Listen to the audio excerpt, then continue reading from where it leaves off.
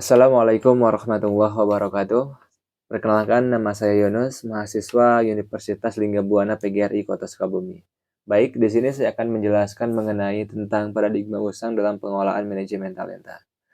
Oke, teman-teman, mungkin kata manajemen talenta sudah tidak asing lagi bagi kita. Dan seperti yang kita ketahui bahwa manajemen talenta adalah salah satu aspek penting yang dapat mendorong kemajuan organisasi. Karena dengan adanya manajemen talenta, kita dapat membangun keunggulan kompetitif melalui pemanfaatan potensi karyawan untuk meraih hasil kinerja yang optimal. Namun perlu kita ketahui bahwa di luar sana masih banyak perusahaan yang masih menggunakan paradigma usang dalam pengolahan talenta. Dan hal itu dapat menghambat atau dapat menjadi penghambat terhadap potensi karyawan dalam berkembang. Baik, sebelum kita melanjutkan tentang paradigma usang, terlebih dahulu kita memahami karakteristik dari paradigma usang ini. Yang pertama, pemikiran paradigma usang ini one size fit all ataupun memperlakukan orang secara seragam ataupun menganggap orang itu secara sama sehingga orang itu akan sulit untuk berkembang. Karena apa ya? Karena dianggapnya sama gitu dan diperlakukan sama. Padahal kan pada kenyataannya orang itu memiliki keunikan tersendiri gitu. Oke, dan yang kedua, karakteristik yang kedua, fokus pada kontrol dan kepatuhan. Tentu hal ini juga dapat menghambat inovasi dan kreativitas karyawan. Yang ketiga, perencanaan karir terbatas. Yang keempat, penghargaan yang terbatas. Yang kelima, kurangnya perhatian terhadap keseimbangan antara kehidupan kerja dan juga kehidupan pribadi karyawan.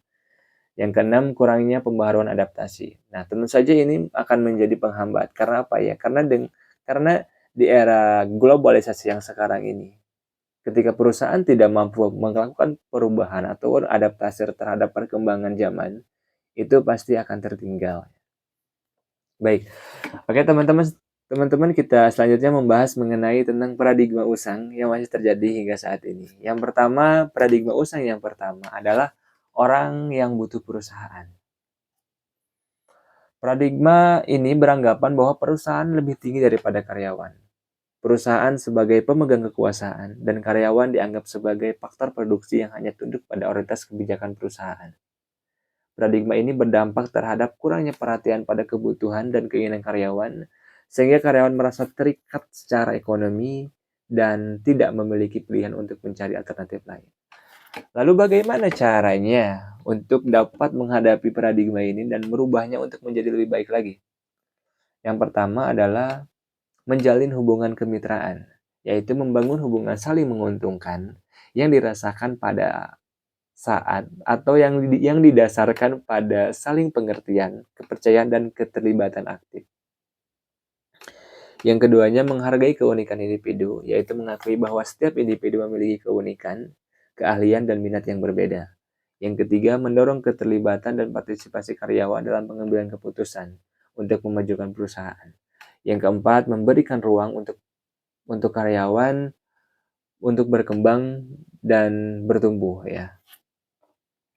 Baik, paradigma usang yang kedua yaitu keunggulan kompetitif terletak pada mesin, modal, dan geografi. Paradigma usang ini beranggapan bahwa yang mempunyai mesin terbaik, modal terbanyak, dan letak geografis yang paling baik akan mendapatkan keuntungan yang signifikan ataupun lebih unggul gitu. Namun pada kenyataannya mesin itu begitu mudah untuk diduplikasi. Begitu mudah dengan modal dan juga keunggulan demografis yang mungkin akan sangat mudah tergantikan di era globalisasi yang sekarang ini. Paradigma ini bergeser dan mengakui bahwa kualitas manusialah yang dapat menciptakan kemajuan perusahaan. Karena manusia mampu memberikan peran yang signifikan dalam pencapaian keunggulan kompetitif, inovasi, dan keberhasilan jangka panjang perusahaan. Kemudian paradigma usaha yang ketiga yaitu dampak manusia sedikit bagi kinerja perusahaan. Nah, paradigma ini mengabaikan pentingnya peran manusia gitu dan meyakini bahwa mesin dan teknologi lah yang menghasilkan kinerja yang terbaik. Sehingga manusia hanya dianggap sebagai alat pelaksana yang mungkin gampang untuk digantikan gitu. Namun seiring berjalannya waktu, perusahaan mulai menyadari bahwa kinerja perusahaan itu lebih banyak ditentukan oleh faktor manusia. Nah, salah satu alasannya Karena manusia itu bisa berkreativitas dan berinovasi. Sehingga manusia manusia juga mampu menganalisa dan memecahkan suatu masalah perusahaan. Sementara robot itu tidak kan.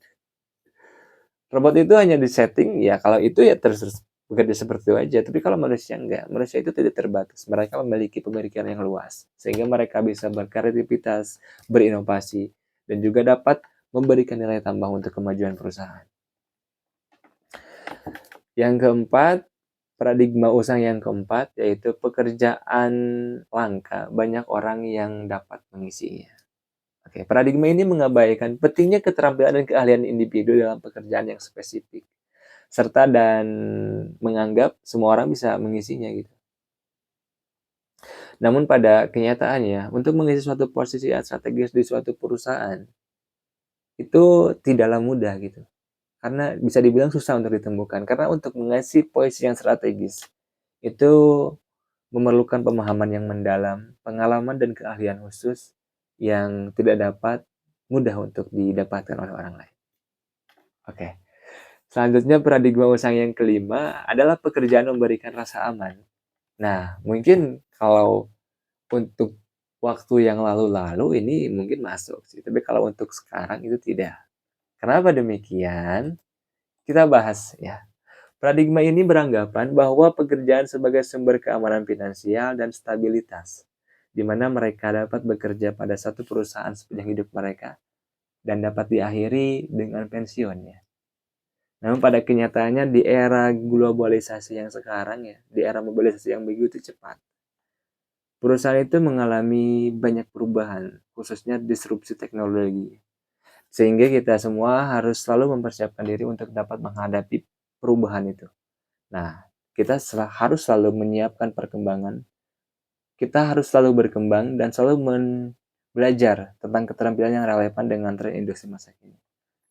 Yang keempatnya adalah karyawan bersifat menerima. Nah, paradigma ini beranggapan bahwa karyawan menerima apapun standar kompetensi yang diberikan kepadanya. Pada masa lalu mungkin iya, karena masih terbatasnya lowongan pekerjaan. Namun pada era globalisasi yang sekarang, lowongan pekerjaan itu sangat mudah untuk diakses, ya.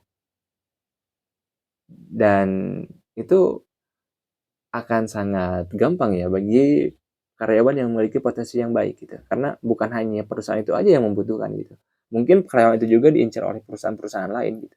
Sehingga ini mendorong perubahan paradigma dan perusahaan harus mengakui bahwa potensi karyawan yang memberikan kesempatan bagi mereka untuk berkembang dan berpartisipasi aktif dalam pengambilan keputusan untuk kemajuan perusahaan.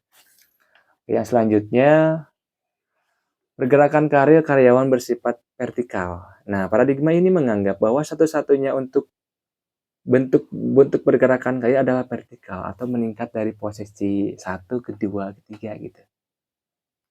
Nah, organisasi. Namun dalam realitasnya yang lebih kompleks ya dan dinamis, pergerakan karir karyawan itu dapat memiliki beragam bentuk dan tidak hanya terbatas pada perubahan vertikal dalam hierarki organisasi saja gitu. Dalam organisasi mungkin dalam ruang lingkup tertentu saja gitu. Bisa saja pergerakan karyawan itu ya bisa jadi horizontal, spiral, mungkin lateral juga bisa aja gitu kan. Oke. Dan yang paradigma usaha yang terakhir adalah apa sih itu? Emergent migration employee and traditional employers. Nah, dalam era globalisasi yang begitu cepat, paradigma ini tentang model pekerjaan dan majikan juga mengalami evolusi. Nah, di sini ada 3 paradigma utama dalam dunia pekerjaan, yaitu majikan darurat, majikan bermigrasi, dan majikan tradisional. Yang pertama ada majikan yang darurat. Nah, tujuan dari majikan darurat adalah untuk memenuhi kebutuhan pekerjaan yang bersifat sementara atau jangka pendek dengan menggunakan tenaga kerja yang fleksibel dan sesuai dengan kebutuhannya yang dibutuhkan.